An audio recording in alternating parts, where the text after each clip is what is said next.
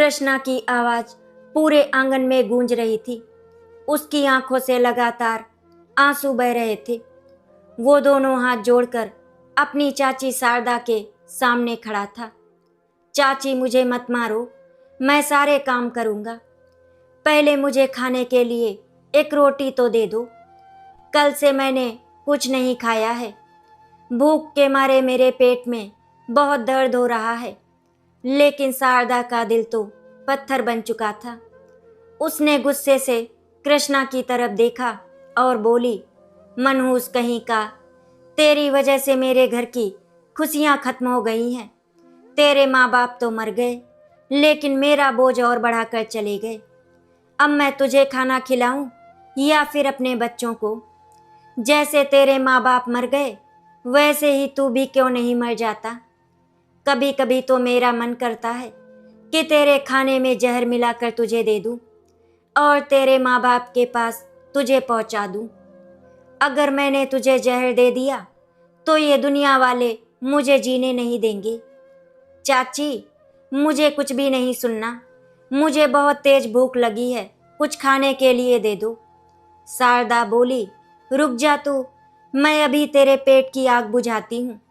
इतना कहते ही उन्होंने पूरी ताकत से कृष्णा के पेट पर लात मार दी। 10 साल का दुबला पतला कृष्णा दर्द से चीख भी नहीं पाया और धड़ाम से जमीन पर गिर पड़ा। उसका छोटा सा शरीर दर्द से कांप रहा था, लेकिन शारदा के चेहरे पर जरा सी भी दया नहीं थी। वो उसे तड़पता हुआ देखकर मुस्कुरा रही थी। ऐसा लग रहा था जैसे किसी दुश्मन को सजा दे रही हो। जब कृष्णा किसी तरह उठने की कोशिश करने लगा तो शारदा ने उसके गाल पर एक जोरदार तमाचा मार दिया और बिना पीछे देखे घर से बाहर चली गई।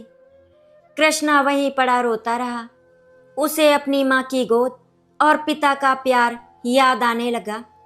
अगर आज वे जिंदा होते तो शायद उसे भूखे पेट रोना नहीं पड़ता और खाने के लिए इतनी मार भी नहीं सहनी पड़ती। कृष्णा के माता पिता की मौत एक सड़क हादसे में हुई थी। उस दिन के बाद उसकी दुनिया पूरी तरह बदल गई थी।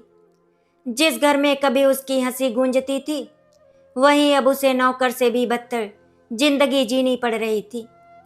सुबह अंधेरा रहते उठना, पूरे घर की सफाई करना, बर्तन धोना, पानी भरना, कपड़े धोना और फिर भी बदले में डांट और मार खाना उसकी रोज की किस्मत बन चुकी थी। मोहल्ले के बच्चे स्कूल जाते थे तो कृष्णा उन्हें दूर से देखता रहता था। उसकी आंखों में भी पढ़ने का सपना था, लेकिन शारदा कहती थी, तू पढ़ लिख कर कलेक्टर बनेगा क्या? तेरी जगह तो इसी घर के कोने में है। रात को जब पूरा परिवार खाना खा लेता तो बची हुई सूखी रोटी भी कई बार उसे नहीं मिलती थी। शारदा का बेटा अर्जुन कृष्णा को अच्छी अच्छी चीजें दिखा दिखा के खाता था और बेचारे कृष्णा का मन कर जाता था उसे खाने का। कृष्णा भूखा पेट लिए अपनी माँ की पुरानी तस्वीर सीने से लगाकर सो जाता और भगवान से सिर्फ एक ही प्रार्थना करता कि उसे भी अपने माता पिता के पास बुला ले। उसी रात जब शारदा कहीं बाहर गई हुई थी और कृष्णा भूख से कमजोर होकर दरवाजे के पास बैठा था, तभी अचानक घंटी बजी। उसने दरवाजा खोला तो सामने एक बुजुर्ग औरत खड़ी थी, जिसने अपना चेहरा पूरी तरह कपड़े से ढक रखा था। उसकी आंखों में अजीब सी ममता थी। उसने बिना कुछ पूछे कृष्णा का हाथ पकड़ा और धीरे से कहा, चल बेटा, अब तुझे यहाँ और नहीं रहना है। कृष्णा ने आखिरी बार उस घर की तरफ देखा जहाँ उसे कभी अपनापन नहीं मिला था। फिर उस अनजान औरत के साथ अंधेरी रात में हमेशा के लिए निकल पड़ा। रात पूरी तरह अंधेरे में डूब चुकी थी। सड़क पर दूर दूर तक कोई दिखाई नहीं दे रहा था। 10 साल का मासूम कृष्णा उस बुजुर्ग औरत का हाथ पकड़े चुपचाप चला जा रहा था। उसके छोटे छोटे कदम बार बार लड़खड़ा रहे थे, क्योंकि 2 दिनों की भूख और लगातार मार ने उसके शरीर की सारी ताकत छीन ली थी। उसकी आंखों में डर था, लेकिन उस डर से कहीं ज्यादा दर्द भी था। उसे समझ नहीं आ रहा था कि ये औरत कौन है और उसे कहाँ ले जा रही है, उसके साथ क्या होने वाला है। कुछ देर बाद जब कृष्णा से चला नहीं गया तो वो वहीं सड़क किनारे बैठ गया। उसके पेट में इतनी तेज जलन हो रही थी कि वो अपने दोनों हाथों से पेट पकड़कर रोने लगा। ये देखकर बुजुर्ग औरत का दिल पिघल गया। उसने अपने थैले से सूखी रोटियां और थोड़ा सा गुड़ निकाला और कृष्णा के हाथ में रख दिया। कृष्णा ने जैसे ही पहली रोटी का टुकड़ा मुंह में रखा, उसकी आंखों से आंसुओं की धारा बह निकली। वो रोते रोते खाना खा रहा था। हर निवाले के साथ उसे अपनी माँ की याद आ रही थी, जो उसे अपने हाथों से खाना खिलाती थी। बुजुर्ग औरत उसके सिर पर हाथ फेरते हुए बोली, रो मत बेटा, आज के बाद तुझे कोई भूखा नहीं सुलाएगा। ये सुनकर कृष्णा फूट फूट कर रो पड़ा और कई सालों बाद पहली बार किसी के आंचल में उसे माँ जैसी ममता महसूस हुई।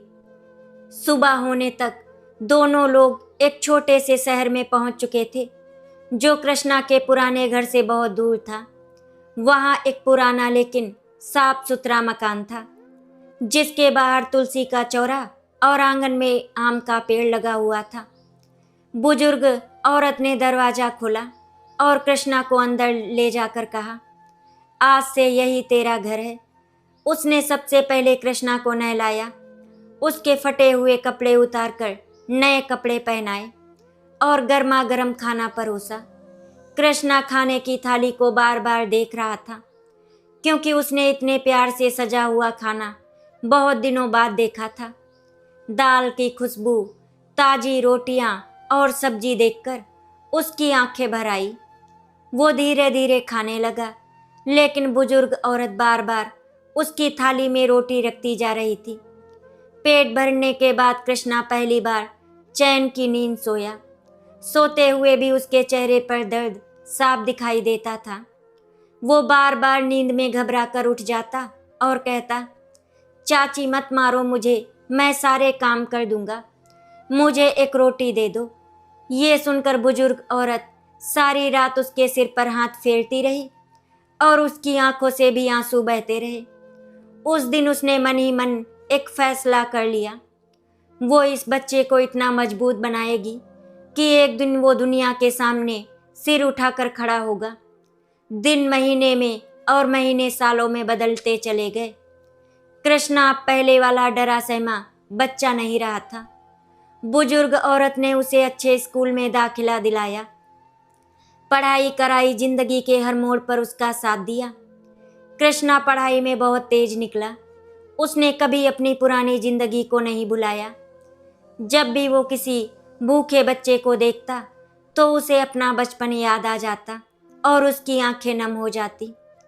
उसने मेहनत को ही अपना धर्म बना लिया।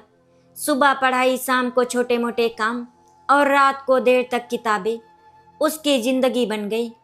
धीरे धीरे उसने व्यापार की दुनिया में कदम रखा और अपनी ईमानदारी व मेहनत के दम पर बड़ी सफलता हासिल कर ली।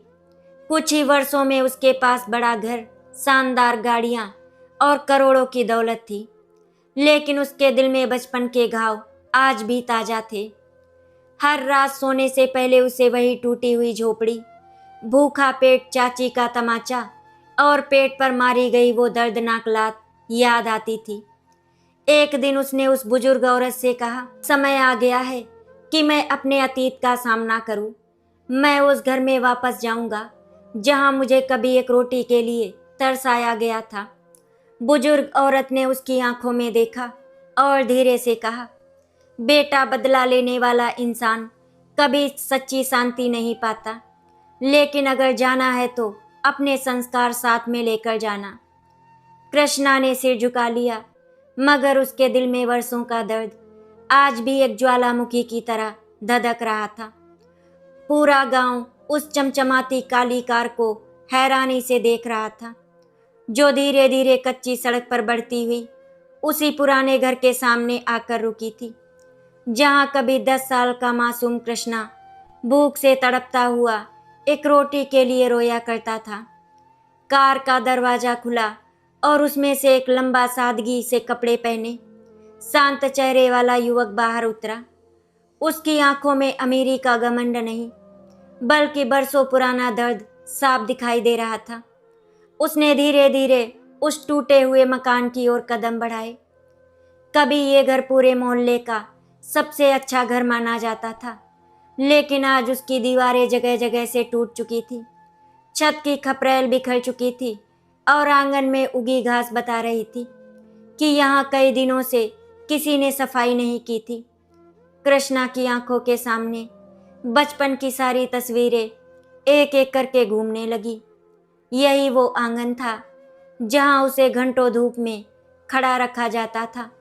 यही वो दरवाज़ा था जहाँ बैठकर वो भूख से रोता था। और यही वो कोना था जहाँ अपनी माँ की तस्वीर सीने से लगाकर रातें काटता था। उसके कदम अचानक रुक गए। गला भराया और उसने गहरी सांस लेकर खुद को संभालने की कोशिश की। जैसे ही वो अंदर पहुंचा, उसकी नज़र टूटी हुई चारपाई पर पड़ी। वहाँ एक बेहद कमज़ोर और बीमार औरत पड़ी थी, जिसके सफ़ेद बाल बिखरे हुए थे, चेहरा झुर्रियों से भर चुका था और शरीर पर ठीक से कपड़े भी नहीं थे। उसके ऊपर मक्खियाँ भिनभिना रही थी और वो सूखे होंठों से बार बार सिर्फ एक शब्द बोल रही थी, पानी, कोई मुझे पानी दे दो। कृष्णा कुछ पल के लिए पत्थर का बन गया। ये वही शारदा चाची थी, जिसके एक इशारे पर कभी पूरा घर चलता था, जो उसे एक रोटी के लिए तरसाती थी और छोटी सी गलती पर बेरहमी से मारती थी। आज वही औरत एक बूंद पानी के लिए तरस रही थी। कृष्णा के मन में वर्षों से जमा गुस्सा अचानक जाग उठा। उसे याद आया कि कैसे चाची ने उसे भूखा रखा, कैसे ठंड में बाहर सुलाया और कैसे उसे मनहूस कहकर हर रोज अपमानित किया। उसका दिल कह रहा था कि वो बिना कुछ किए वापस चला जाए और शारदा को उसी दर्द में छोड़ दे। लेकिन तभी उसे उस बुजुर्ग औरत की बातें याद आईं, जिसने हमेशा उसे इंसानियत का पाठ पढ़ाया था। उसने पास रखे टूटे हुए घड़े में देखा, लेकिन उसमें पानी नहीं था। कृष्णा तुरंत बाहर भागा, अपनी कार से पानी की बोतल लाया और बहुत प्यार से शारदा के होंठों से लगाकर पानी पिलाने लगा।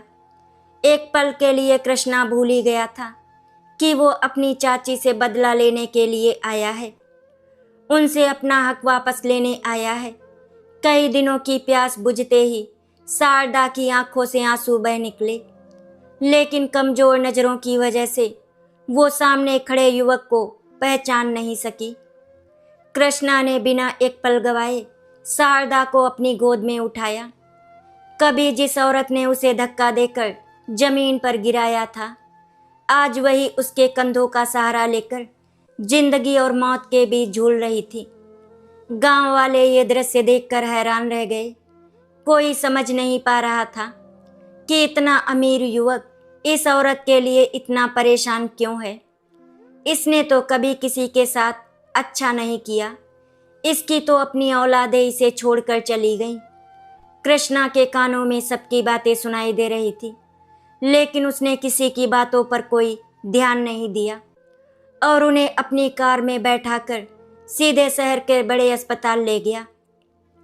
डॉक्टरों ने जांच के बाद बताया कि अगर कुछ घंटे और देर हो जाती तो मरीज को बचाना मुश्किल था।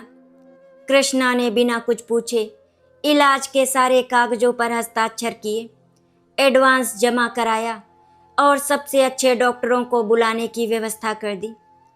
अस्पताल के कमरे में शारदा बेहोश पड़ी थी और बाहर बैठा कृष्णा छत की ओर देख रहा था। उसकी आंखों में आंसू थे, लेकिन वो समझ नहीं पा रहा था कि ये आंसू अपने बचपन के दर्द के हैं या उस औरत की बदहाली के, जिसने कभी उसके आंसुओं की कोई कीमत नहीं समझी थी। उसी रात वो चुपचाप अस्पताल से निकलकर उस बुजुर्ग औरत के पास वापस चला गया, जिसने उसे नई जिंदगी दी थी।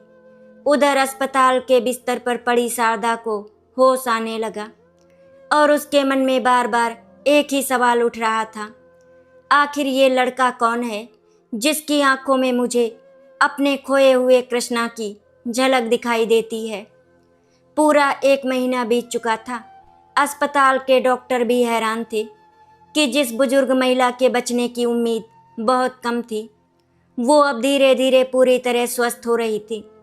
रोज समय पर दवाइयाँ आती, अच्छे फल पहुँचते, महंगे इंजेक्शन बिना किसी देरी के लगते और हर बिल समय से पहले जमा हो जाता। शारदा बार बार नर्सों से पूछती, बेटी मेरा इलाज कौन करवा रहा है? मेरे बच्चे तो मुझे हमेशा के लिए छोड़कर दूसरे शहर चले गए। अब यहाँ तो कोई मेरा अपना है भी नहीं। लेकिन हर बार शारदा को एक ही जवाब मिलता, एक युवक है जिन्होंने हम लोगों से सिर्फ इतना कहा है कि मरीज का सबसे अच्छा इलाज होना चाहिए, आपकी देखभाल में कोई कमी नहीं होनी चाहिए।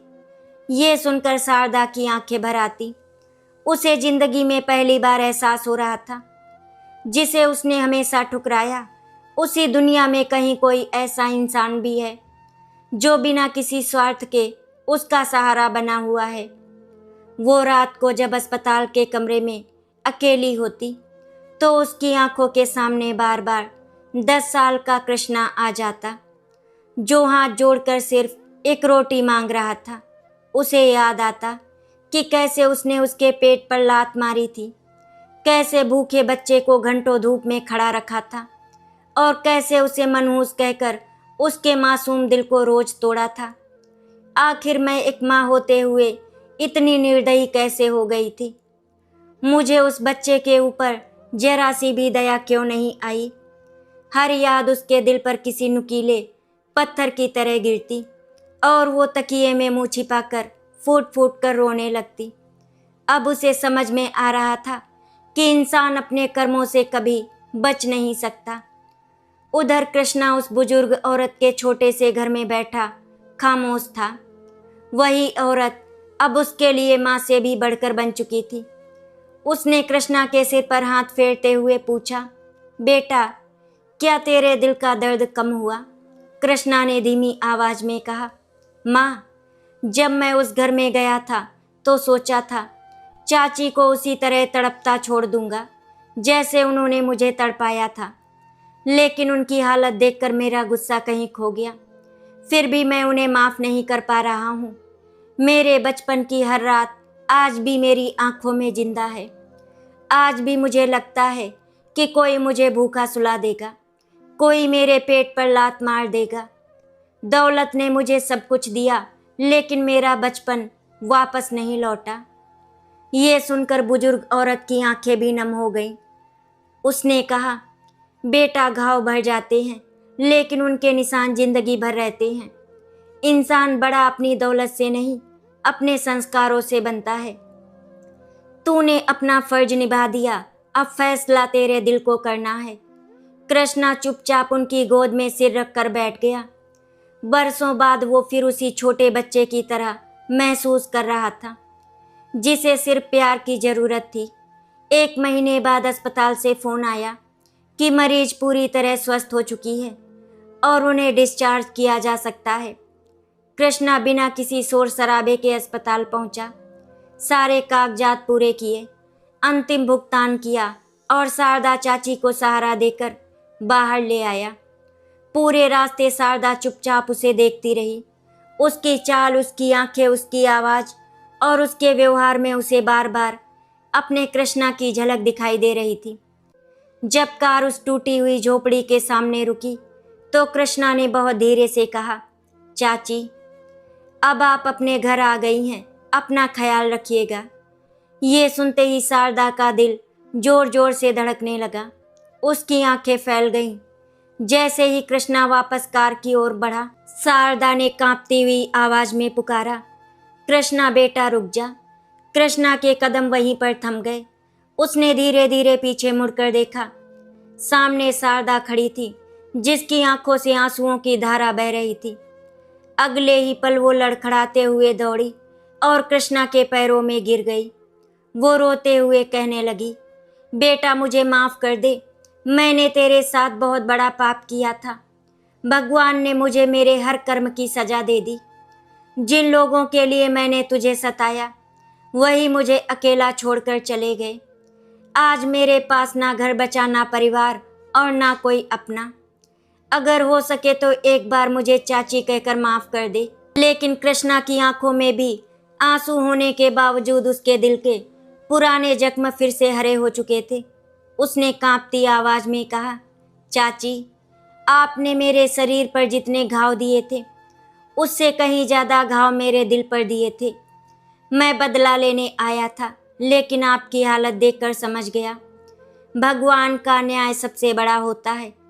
मैं आपकी जान बचा सकता हूँ, इलाज करा सकता हूँ, लेकिन अपने टूटे हुए बचपन को वापस नहीं ला सकता। मेरा दिल इतना बड़ा नहीं है कि मैं सब कुछ भूल जाऊं और आपको माफ कर दूं। इतना कहकर वो भारी कदमों से वहां से चला गया, जबकि पीछे खड़ी शारदा हाथ जोड़कर सिर्फ एक बात सोच रही थी। आखिर उस रात उसके घर से कृष्णा को लेकर जाने वाली वो रहस्यमयी बुजुर्ग औरत कौन थी, जिसने एक अनाथ बच्चे की किस्मत बदल दी।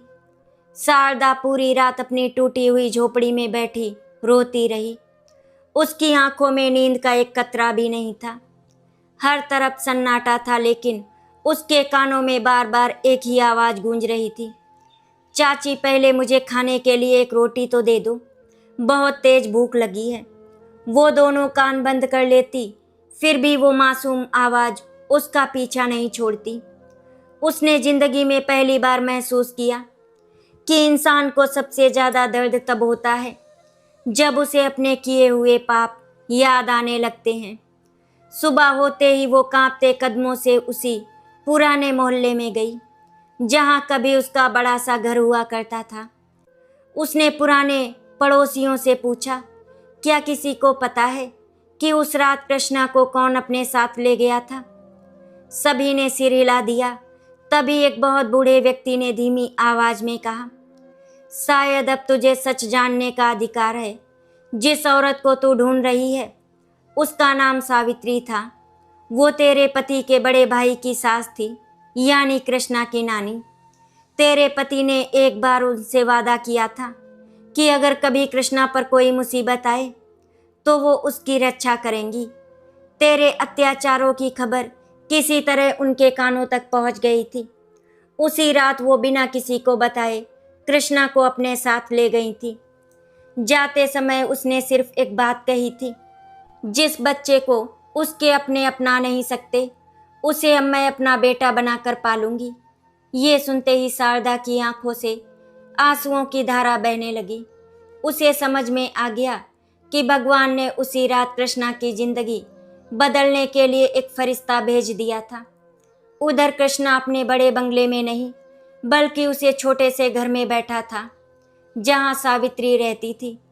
उसके बाल अब पूरी तरह सफेद हो चुके थे और शरीर भी पहले जैसा मजबूत नहीं रहा था, लेकिन चेहरे पर वही ममता और आंखों में वही अपनापन था जिसने एक भूखे बच्चे को जीने की वजह दी थी। सावित्री ने कृष्णा को उदास देखा तो उसके सिर पर हाथ फेरते हुए बोली, बेटा, तेरे मन में अभी भी बहुत दर्द है। कृष्णा की आंखें भर आई। वो उसके पैरों के पास बैठ गया और बोला, नानी, आपने मुझे जिंदगी दी, पढ़ाया लिखाया, अपने बेटे से बढ़कर प्यार दिया, लेकिन जब भी मैं अपनी चाची को याद करता हूँ मेरा बचपन मेरे सामने आ जाता है। मुझे लगता है जैसे मैं फिर वही 10 साल का बच्चा हूँ जो एक रोटी के लिए रो रहा है। सावित्री ने मुस्कुराते हुए उसका चेहरा अपने हाथों में ले लिया और बोली, बेटा, भगवान ने तुझे इसीलिए बड़ा नहीं बनाया कि तू नफरत लेकर जिए। उसने तुझे इसीलिए सफल बनाया ताकि तू किसी दूसरे कृष्णा को भूखा सोने से बचा सके। ये बात कृष्णा के दिल में उतर गई। उसी दिन उसने फैसला किया कि वो अपने माता पिता के नाम से एक आश्रम बनाएगा जहाँ कोई भी अनाथ बच्चा भूखा नहीं सोएगा, जहाँ किसी बच्चे को मार नहीं पड़ेगी और जहाँ हर बच्चे को पढ़ने का अधिकार मिलेगा। कुछ ही महीनों में शहर में ममता आश्रम बनकर तैयार हो गया। वहाँ रोज सैकड़ों बच्चों को खाना मिलता, शिक्षा मिलती और सबसे बढ़कर परिवार जैसा प्यार मिलता। कभी कभी कृष्णा उनको अपने हाथों से खाना खिलाता और हर बार उसकी आंखों में वही दर्द तैर जाता जो उसने अपने बचपन में सहा था। एक दिन सावित्री माँ की तबीयत अचानक बहुत खराब हो गई। डॉक्टरों ने पूरी कोशिश की, लेकिन उम्र अपना असर दिखा चुकी थी। कृष्णा उनका हाथ पकड़कर बच्चों की तरह रोता रहा था।